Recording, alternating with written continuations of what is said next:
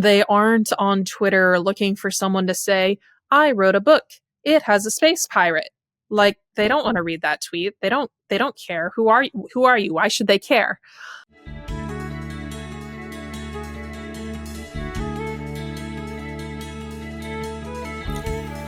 Do you feel continually let down by modern media? Do you miss the good old days, back when all that mattered was a good story and not some agenda? Do you have ambitions of picking up a pen and pad and fighting the creative war yourself? Then this is the podcast for you. Each week, I'm going to talk to a creator who said enough is enough and started making the content they wished was out there. Join us as we discuss the ups and downs of the self-publishing world. We want to help empower you to join the Iron Age of media. Welcome to Iron Age Marketing.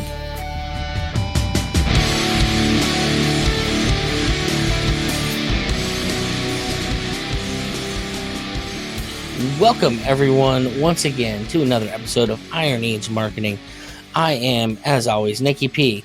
My guest today is Christine Eriksen, wife and I can't remember what you told me already, but we'll say purveyor of propaganda for author Devon Erickson. How are we doing today? I am doing well. Busy times here. Getting ready for the audiobook Kickstarter and have a friend coming over for dinner and just lots of things. But excited to talk with you here tonight. Awesome. Well, since you mentioned it, everyone's going to be asking, what is for dinner? I just wanted a one-pot meal, so I'm doing some beef stroganoff. We get our cows by the half cow. That's the way to do it. Right. So I took some sirloin out of the freezer last night, and that's coming to temperature in the oven right now. Have the onions and mushrooms cooked, and when this is over, it should be a quick sear the beef, add the lebna. So that's the key to marketing right there, folks, is meals that you don't have to do much with. You just set them and forget them, right? Yes. While still putting perhaps too much work and thought into it, because if you're just going with the, what's that thing? It's not shake and bake, but it's like that, just one of those boxes of like, here's your thing. Hamburger helper. Yes. I mean, it works-ish, but put a little more thought into it. Well, every college kid that's listening to this just freaked out, so I don't want to put any more thought into it. But anyways, well, thank you so much for joining us today, Christine. Why don't you give us a little bit of your background, a little bit about Devon's background, and kind of where you guys fit into this whole modern publishing world? Yeah. That's a fun story. So first me, Christine Eriksen. I'm actually a software engineer by trade. But the way I came to this is, I have a little bit of sales in my background. Back in high school, I was the minister of propaganda for my high school's literary magazine. Amusingly enough, I didn't actually read the magazine because high schoolers write awful things. I was uninterested. But the getting people to submit their poems and stories and art to it, and then getting people to purchase this delightful magazine, I had a lot of fun with that. And then in college, I did some working with the school newspaper, because at an engineering school, the standards for working on the school newspaper are phenomenally low. And then, like sold raffle tickets at a sorority event. I don't know. And so many, many years later, when my husband, decided, hey, I'm going to write a novel. And the way he came to that is, he'd always been sort of good at writing fun little flash fiction bits and stuff. And during lockdowns, he had a little bit of time on his hands, and he watched Brandon Sanderson's YouTube lectures on writing, and something just clicked. Something Devon says a lot is nobody can tell you how to write. They can only tell you how they write.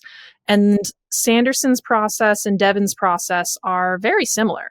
And so listening to him talk really just made how do I go from a compelling, interesting little scene to how do I craft a long, compelling, satisfying narrative Devon sat down for 9 months, started writing a book, and didn't stop, and then had a manuscript, which then went through a very thorough editing, beta reading, etc. process. And he was a little worried there near the end because he had something that he was very proud of, something that he knew was good, and he was afraid no one would ever read it. And so I said, no, I too know that what you wrote is amazing, and I am going to make sure that the world takes note. And so after swearing that, it was then my job to make sure that people had the opportunity to connect with his fantastic novel, Theft of Fire, Orbital Space #1.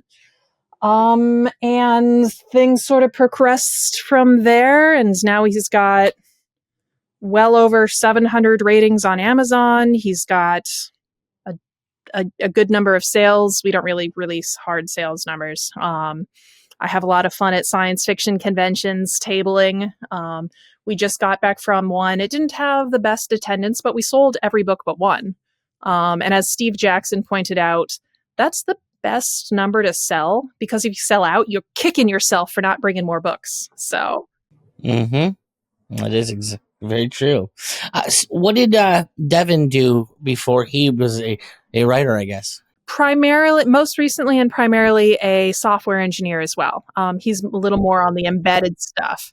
Okay, so it's a family business. I mean, no, but just similar fields. He's done various, a little more lower level, like closer to the metal engineering than me. Some of his engineering is classified stuff that I can't really talk about. Some of it's AI related, some of it's commerce related. Just of some of it industrial automation. So yeah, just various engineering. Yeah, I'm always fascinated when engineers start writing, because it's not generally what you expect people to do from that headspace. Yeah. There's a lot of people who say that. But I think for science fiction, there's a surprising amount of overlap, because in both cases, especially with technology, it's, you have this thought, and basically out of pure imagination, you're able to make it exist in the world in a way that, say, civil engineering, you still need to obey the laws of physics. But for software engineering and with writing, you just have this idea that you then make either live inside the computer with the right combination of words, or live inside people's minds with the right combination of words. And so I think it's a surprisingly natural transition. Well, certainly for the science fiction community, obviously he's in good company. Asimov was a scientist. One of the up and comers I like a lot, James Craig. He's an engineer. So within that particular genre, there's definitely some overlap. Now, what's Theft of Fire? What kind of science fiction is it? Tell me a little bit more about this book. Of course. So I'll do my little pitch that I sort of put together this weekend for selling it at the table. Theft of Fire is the story of a down-on-his-luck asteroid miner. He's hit rock bottom. He's turned to piracy to pay the bills. Things are not going great. And in swoops a gene-twisted Martian heiress to blackmail him, to send them onto a suicide mission to the frozen edge of the solar system. And he does not want to do this, so he fights like hell to stop it, until he finds out what's out there and what exactly this heist she's trying to pull is. Then things get really interesting. It has action. It has a little bit of romance. It has a delightful third character that I'm not going to tell you anything about because she's a surprise, but also she's on the cover. She exists. It's a character-driven hard sci-fi. If you liked The Martian and its sort of irreverent grit, if you liked The Expanse and its solar system spanning colonization without laser swords or faster than light travel, and if you sort of miss the golden age of science fiction, then this is the novel for you, and you're just going to be in for a really, really good time. So how much time did you spend on your SEO and crafting the particular words for your copywriting for that? That just sort of came together over the weekend when I was tabling. So that's not like written down anywhere yet. Well, the reason I ask is because just in like your quick initial pitch within the first paragraph, I knew it was a hard sci-fi book without you even having to tell me, just off of a few keywords. I think in the Amazon keywords, I think I have asteroid mining. I think I have.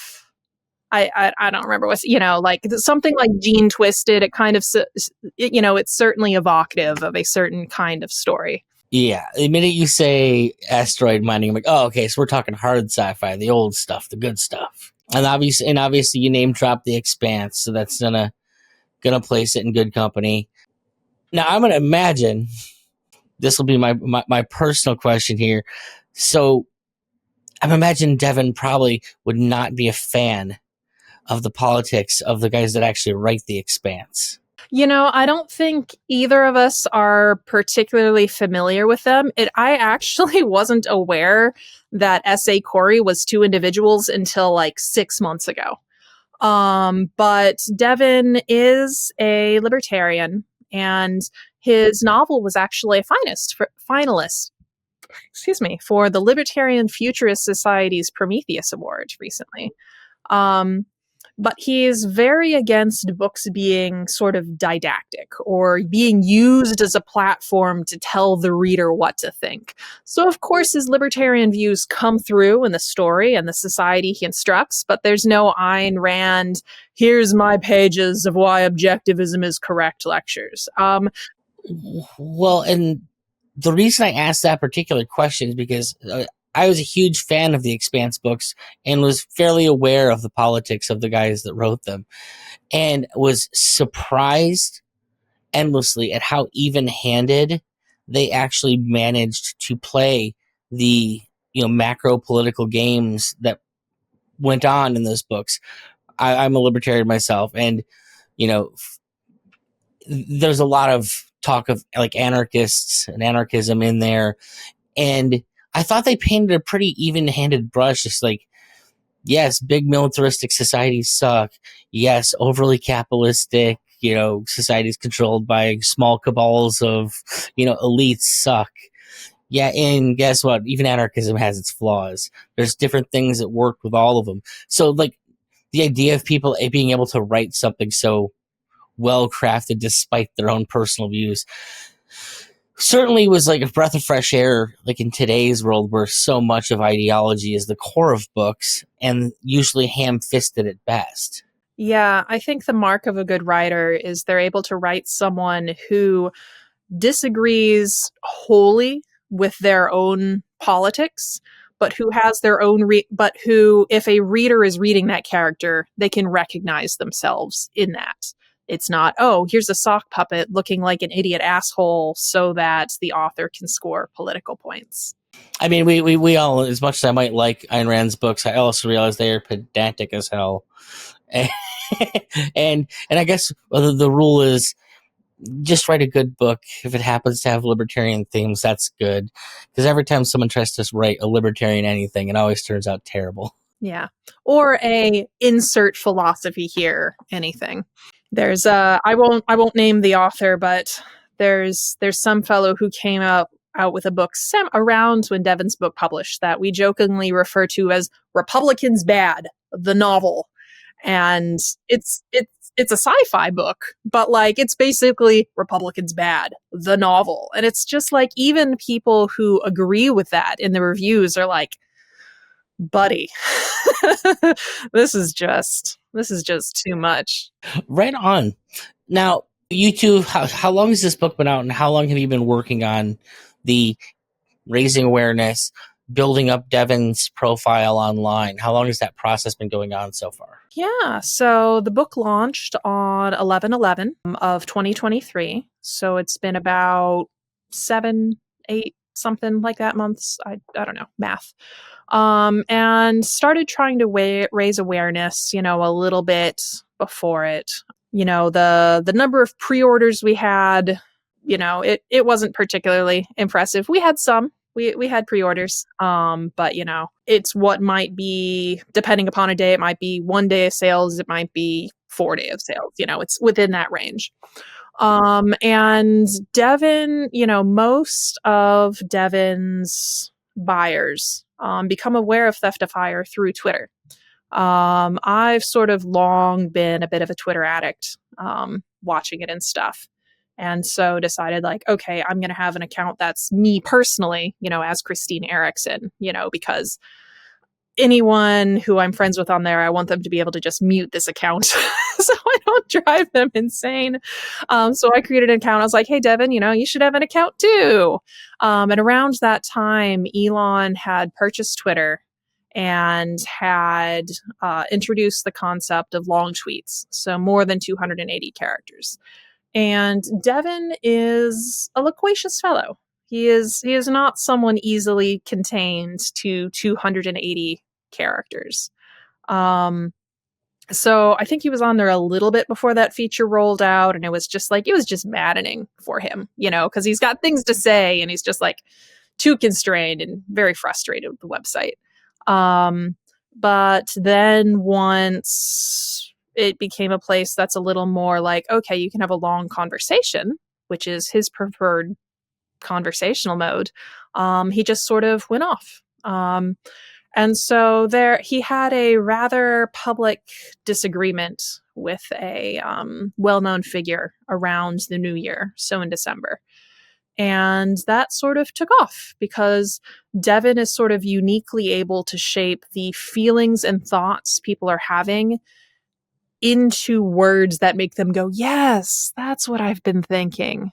So he went from, maybe 1,000, maybe 2,000 followers to like 20,000 basically overnight. And now he's, I don't know, more than double. He's 40 something. I don't know. He's some number of followers, and delightfully interesting people because he's a thoughtful person who seems to attract thoughtful, interesting. Well, honestly, he's in the wrong business. He should be doing copywriting because for as long as his posts are, I'm not someone who likes to read long posts. And I can't tell you how many times I've been tricked into just like following the rabbit hole down on one of his posts. Before I know it, I'm like, I'm sitting here for half an hour reading this thing. Like, I never left Twitter. Like I'm still on the site. I didn't have to go read somebody's blog to get it. It's just very compelling. I have to get to the end of this thing because it's just written in such a way as I just keep being interested. Yeah, no, we're actually working with his book editor to sort of extract some of his long posts, sort of combine them for flow and clarity and combine them on topics and stuff, and move them into a more durable location on Substack. And that way, people will also have the opportunity to give Devon money because he is paid by Twitter, with their monetization. But there's a lot more monetary upside to Substack. I'll ask the question: if you're talking Substack, and with the level of followers he has, why wouldn't he just build his own site and monetize it? Especially with like the history of the finances of Substack. I think Substack is decently pro free speech. Actually, the CEO of Substack follows Devon on Twitter. So if he gets canceled, he'll have a direct line to be like, "Hey, what happened to me?" It's not the canceling that I'm concerned with. It's the Substack still being here in 2 years issue because of the ability to keep the website profitable. Oh, I wasn't aware there were any issues there. Well, if they can't do it with the economies of scale, I don't see how he would be able to do it as a single person. And the reason we're interested in Substack instead of spinning up his own pay-per-view, pay platform or something is just like, I'm a software engineer and I know how challenging that would be.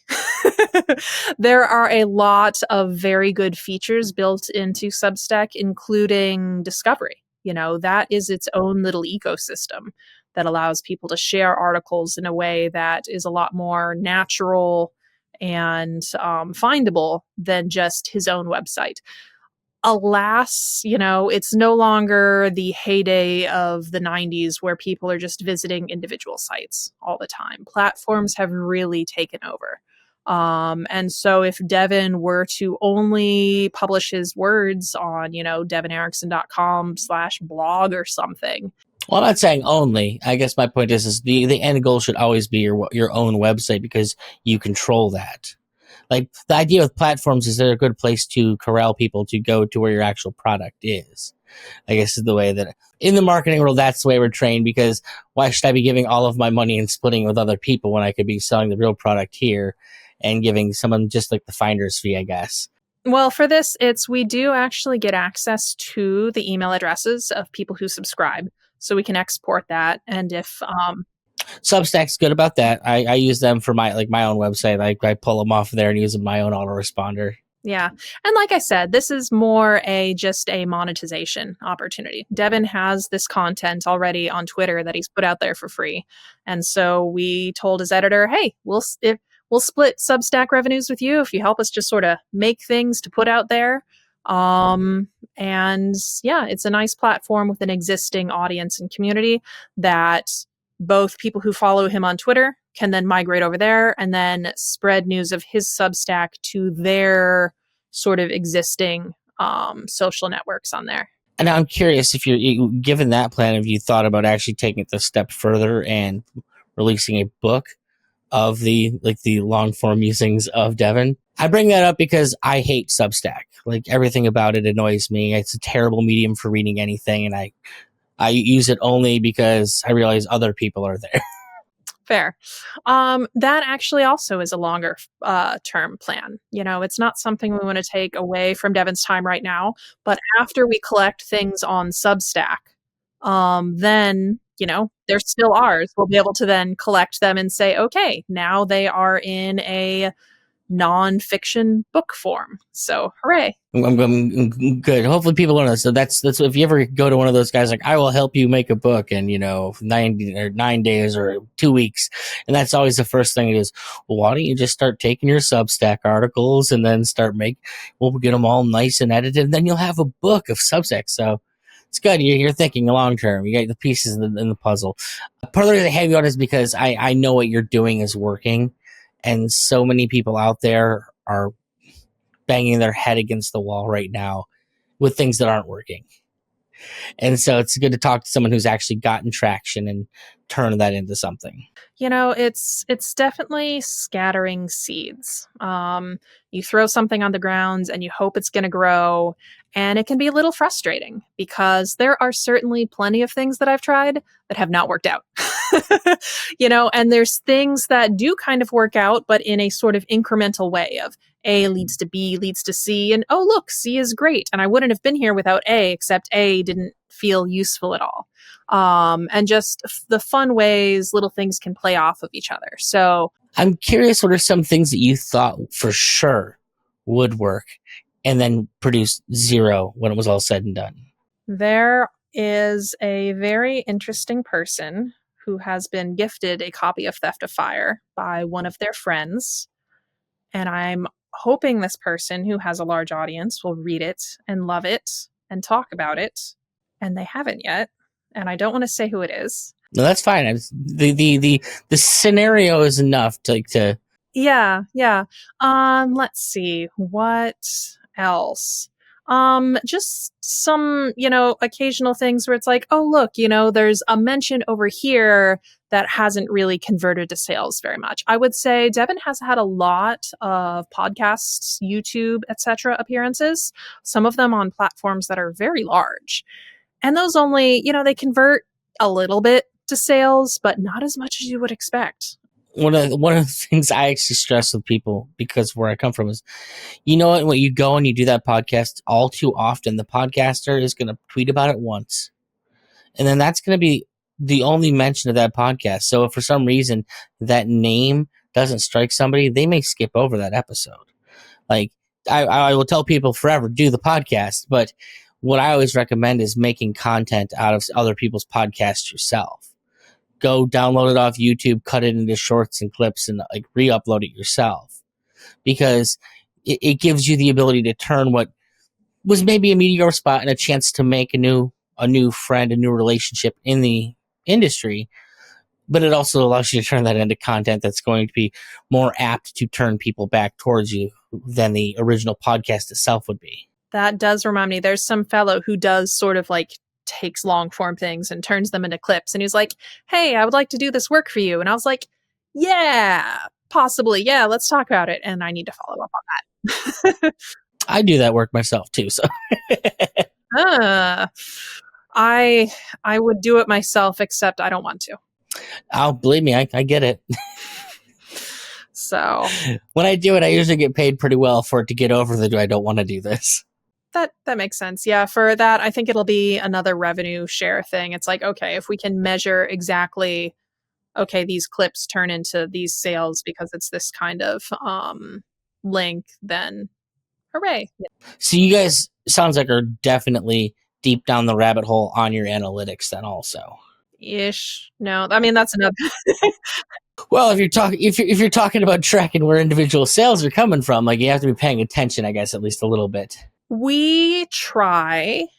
You know, and a lot of that is just looking at like, you know, a Twitter post. I can see, oh, hey, how many people clicked this? And we can see on our website, okay, what kind of traffic are we getting?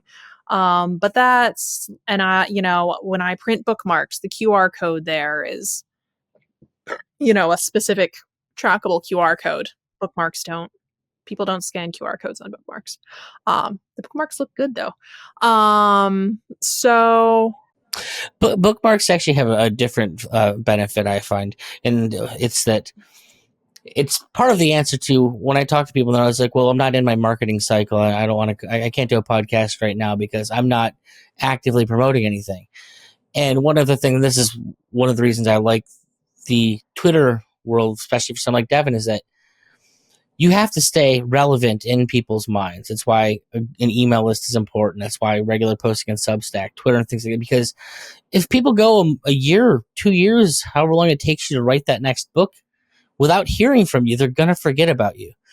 That bookmark, whether or not they click or do anything on it, that is something they can visually see. You know, even if it's in somebody else's book, it's keeping you in mind.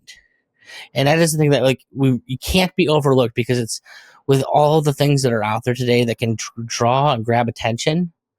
Like being able to keep anyone's attention and keep forcing your way in there, even if it's like feels subliminal, is super important.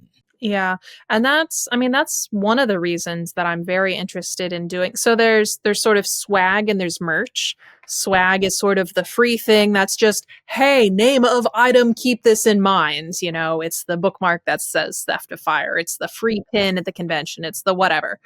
And then also merchandise being a thing that is for a fan. So I have some things planned for the upcoming Kickstarter that and for example, one of the things that I want to do that I haven't done yet is I want to get a logo made for Warnock Engineering, you know, the engineering company inside the book, and have some, you know, nice little paper notebooks that say Warnock Engineering and have some fun little bits on the inside flap of, you know, like, oh, registering an asteroid or something, you know. And you're getting track jackets made, right? Oh, you know, I don't think we're quite there. But yeah, just having we get roving gangs of Warnock Industries. There we go. But yeah, just sort of these little bits that keep Theft of Fire in people's minds. But yeah, as what you were saying for sort of keeping your author presence alive, that's one of the reasons that Devon's nonfiction writing is sort of a useful top of the sales funnel raise awareness thing, because he's writing on topics that people already find interesting. They aren't on Twitter looking for someone to say, I wrote a book. It has a space pirate. Like, they don't want to read that tweet. They don't care. Who are you? Who are you? Why should they care? And so his nonfiction writing is a way for him to demonstrate that, yes, I have a decent command of the English language. I can compose interesting thoughts in a logical manner in a way that makes you think. And it's like, not everyone who's reading this, in fact, the vast majority of people who are reading this are not then going to say, aha, I'm going to purchase your fiction writing immediately or even next month, because they might not even like fiction books or science fiction books. Well, marketing is long tail. We're not hard at sales. We're about planting the seed, becoming ubiquitous in their lives, so that like eventually, like I've been looking at this thing for years. I've got to pick it up. Like that's the, like, even if you're doing something like SEO doesn't fix your website the day you do it. Like, you're talking 6 months from now, you might actually start reaping benefits on getting your SEO locked in, because it takes that long for Google to learn how it fits into like its own ecosystem and let the algorithm work. So it's definitely having like the long distance runners mentality, the marathoners mentality about marketing, and being able to say, like, I know I don't see it now, but I know in the long run this is going to be useful, is something that's you're either have and can deal with, or you're going to be sad a lot of the time when you're trying to sell. Well, I'm halfway in between. Sad a lot, because so often Devon will get replies to his tweets, and people are like, "Wow, I'm gonna have to finally get your book one of these days," and I'm like, "Yes, yes, you do. Just you're gonna enjoy it. Should have bought it 6 months ago." And it's so frustrating. Just get it. It's great. And another thing you mentioned, I want to bring up, because you mentioned it and I didn't, and that's something that I've certainly been bringing up recently a lot on the podcast. And it's the idea of talking about what people are already talking about. It's the idea of interruption marketing is what modern marketing is called, because you're on these platforms where they're not about talking to you, and you have to stop them from doing the thing that they're actively doing to pay attention to you. And the best way to do that is to create the content that draws them in already. And so what we say in marketing is you're trying to enter the conversations they're already having in their heads. And then you maybe pivot at some point if you want to do the hard sell. But the idea is, if you want the attention, you have to talk about what they want to talk about. Like, that's how you manage that. So I'm just excited to have heard somebody other than me say it on the podcast.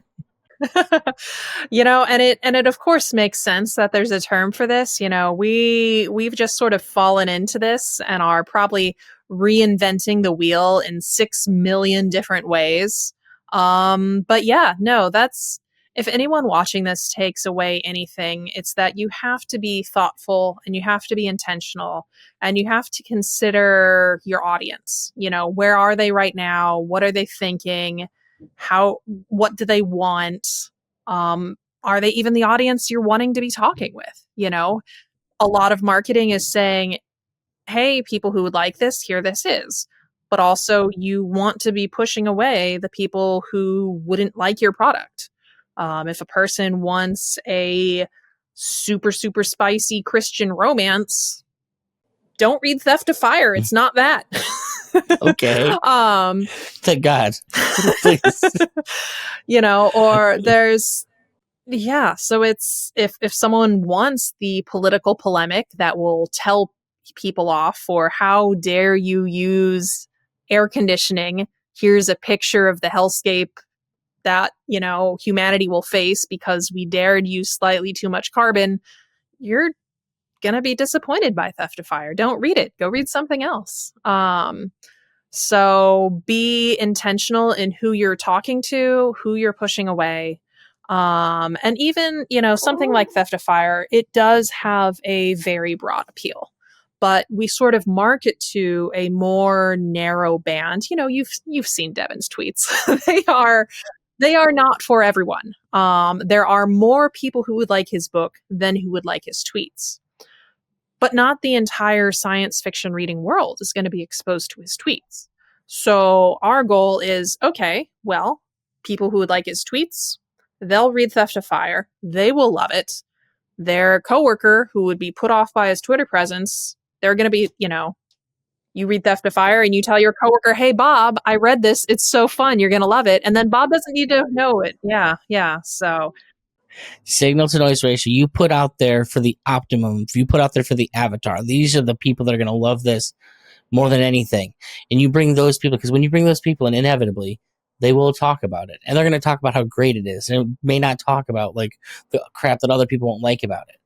So like, when other people who aren't, the whatever side of the line person that's not going to like this, they're getting it, oh, there's a great science fiction story and I like that.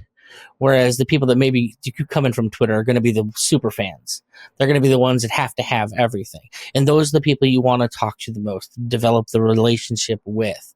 Because keeping them happy is what means you have other people doing the work that you don't want to be doing, of talking about the book all the time in the future. So, well, Christine, thank you so much for coming on today. You actually summed up so much so good that I don't even have to ask the question like, what is the one thing that you'd like people to pay attention to? Because you already hit the one thing you think people should pay attention to.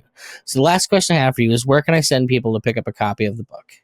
Of course. Well, the easiest thing you can just type theft of fire into Google. And I think it should be probably the top results somewhere, wherever people like to read. If you like Kobo, find it on Kobo. If you like Amazon, find it on Amazon. Go to Devon Erickson, ERIKSEN.com to find everything you need to know about Theft of Fire, Orbital Space Number 1. It is not going to be on Audible because Audible does not really believe in paying authors money. But we are about to launch a Kickstarter for the Theft of Fire audiobook, which I am so excited about. Devon's actually started the recording with his amazing amazing voice actors. We're doing 3-person full cast.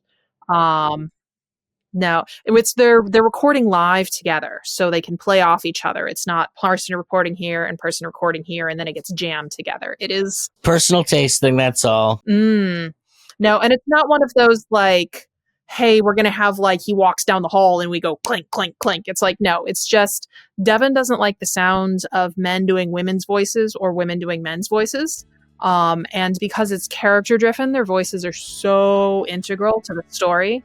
So, well, I'm going to end up listening to the audiobook version anyways when it comes out because that's how I take in my books. Well, make sure you sign up for the audiobook mailing list. The link for that can be found on the carousel at devonerickson.com. Awesome.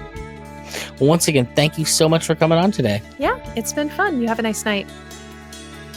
Do you fancy yourself the next Tolkien, Lewis, or Barker? Maybe you just have something subversive to say. Hopefully this podcast is helping you. But maybe your ambitions are just a little bigger than you can handle on your own. Head over to ironagemarketing.com and let Nicky P help ensure your book doesn't release to nobody.